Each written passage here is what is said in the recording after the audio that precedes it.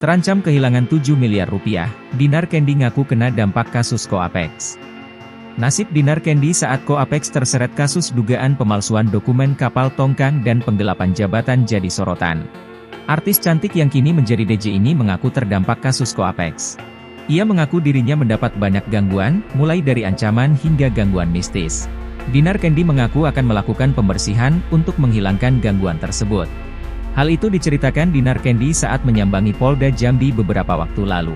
Ia merasa hanya seorang DJ dan baru mulai ikut bisnis kapal tongkang sejak mengenal Koapex. Sejak mengenal Koapex, Dinar Kendi jajal bisnis kapal tongkang bersama rekan bisnisnya.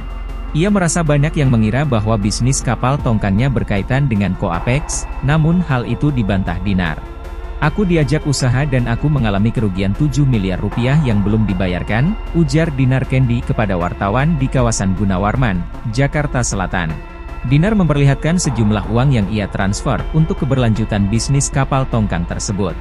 "Bukti yang baru aku print ini baru, sekitar 5 miliar rupiah. Ini PT-nya beda sama Koapex, gak ada sangkut paut. Kalau aku kalkulasiin semua sudah 7 miliar rupiah, jadi harga satu set kapal tuh 14 miliar rupiah, sambungnya. Dinar menekankan bahwa belum ada sepeser pun keuntungan yang ia nikmati.